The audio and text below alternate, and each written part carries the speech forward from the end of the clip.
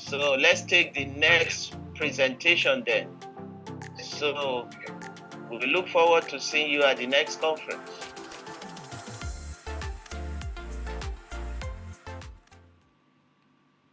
So paper number 3 is on occupational therapy in sleep assessment, tools for mental health, a scoping review. Right?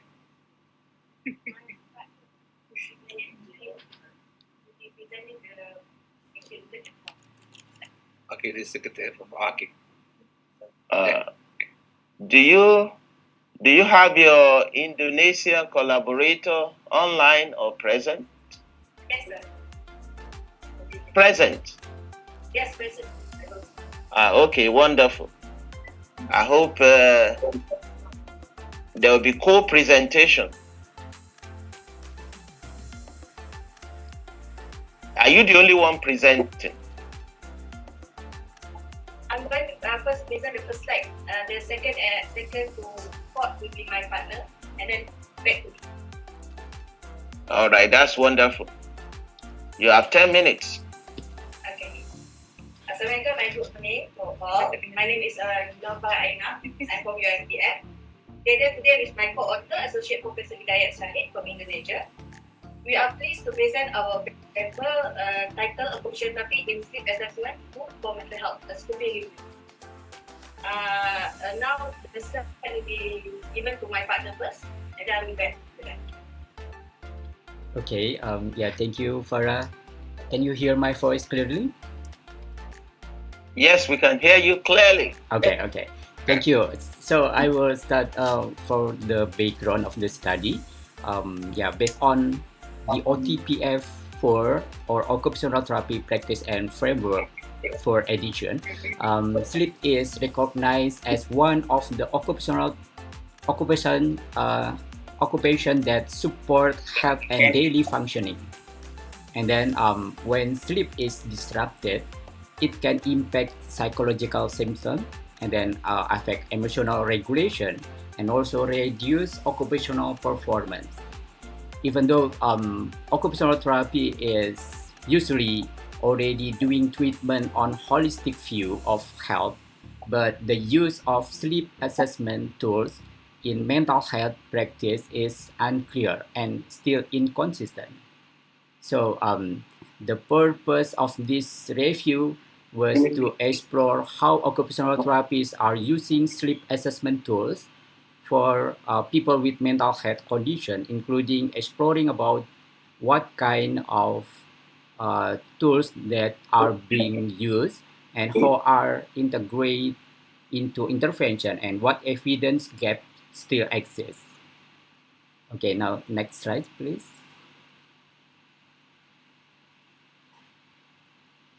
Okay, this is the methodology of this study. We already doing this flowchart, and for the review, we use the O'Malley framework and also followed by Prisma guideline for scoping review, and we search using PubMed database, Scopus, and also Web of Science, and we including studies with OT intervention that use at least one sleep assessment tool for adolescents or adults with mental health condition. And in short, from all of the database, only 5 studies meet all of the criteria. And this is very limited evidence, but by doing this study, it's kind of promising and growing area of occupational therapy practice. Okay, next, please. Okay, this is the summary of those 5 studies that we already do. The first one is by Audius in 2023 found that weighted blankets were helpful for people with dementia, anxiety, and also autism. And this is were costly than medication. And then still by audience in 2025 point out that there's still a lack of OT specific sleep tools. And Aikman in 2022 showed that the REST program is a kind of CPT for insomnia, improve sleep and participant. And Angie in 2020 found that meaningful physical activity like soccer and then Tai Chi able to improve both sleep and mental health. And the last one is Kawatsu in 2024 so that such program is kind of culturally adapted CBT, Japanese CBT I think, able to improve sleep, anxiety, and also depression among students. And overall, these studies highlight that OT sleep intervention can be effective. But our finding is we still need standardized tools to strengthen practice and also research in this field. And the next explanation will be going to Farah again. The time is yours, Farah.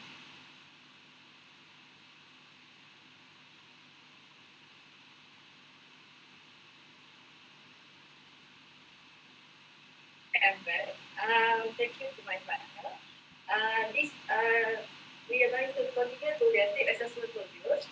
The tools identified in the study are diverse, subjective such as Picture Sleep Quality Index, which is called SQI, the Insomnia Severity Index, and daily sleep diary were most commonly used. Only one study and objective measure, which is the actigraphy. Some studies integrate mental health specific adaptations such as the PTSD reduction to the PSY. However, there is no standardized or occupational specific sleep assessment tools was identified to present a critical best of practice.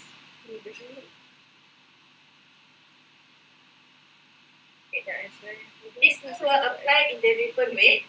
In CBTI, or we call it Cognitive Behavioral Therapy in Insomnia Program, sometimes LEIS, REST, and SHIRS. Sleep diaries are involved in individual sleep prescription. In activity-based intervention, the PSQI was linked to a broader measure of health and participation. In contrast, sensory-based interventions such as weighted blanket rely more on utilization data rather than occupational center assessment. This example highlights both the strength and the inconsistency of how occupational therapy currently integrates sleep assessment tools. The overall findings are encouraging. Across the study, OT lead intervention consistently improves sleep quality, reduce insomnia severity, and enhance mental health outcomes. Importantly, some interventions also demonstrate improvement in occupational participation, underscoring the unique value of occupational therapy in within the domain of sleep and daily function. Despite these promising results, several evidence gaps are evident. There remain no standardized or specific tools for sleep assessment. Most studies only evaluate short-term outcomes with a predominance of Western adult participants.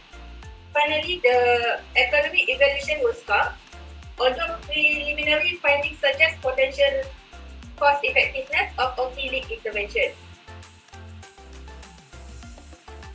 These findings point to important implications. Users must prioritize the development of validated OT-specific sleep assessment tools. Clinicals should adopt evidence-based operation-central models such as CBTI and activity participant program. At the policy level, professional bodies must advocate for occupational therapy inclusion in sleep health guidelines, supported by the cost-effectiveness data to ensure sustainability and recognition. As a conclusion, occupational therapy has significant potential to address sleep disturbance within mental health care. With other tools offer some utility, they remain insufficient in occupational treatment.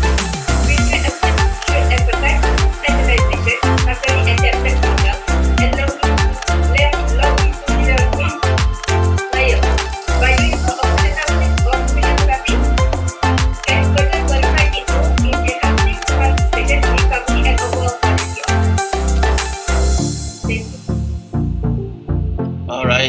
you very much for that presentation that took just 10 minutes on time. And it's good to have your international collaborator co-present with you, which is really what is very interesting about the presentation. Do we have any questions or contributions for them? I have a question. Just a question. I think if you have a sleep disturbance, it shows that you have a mental disturbance. For example, if you sleep late or very difficult to sleep, it shows that you think the best.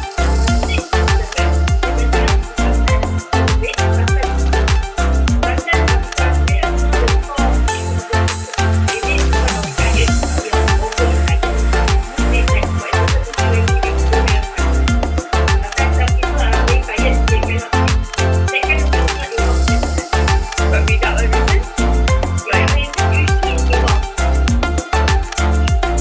Or maybe their own habits or daily life activities. For example, some for people who have shift schedule. For example, like staff nurse, they have a shift, right?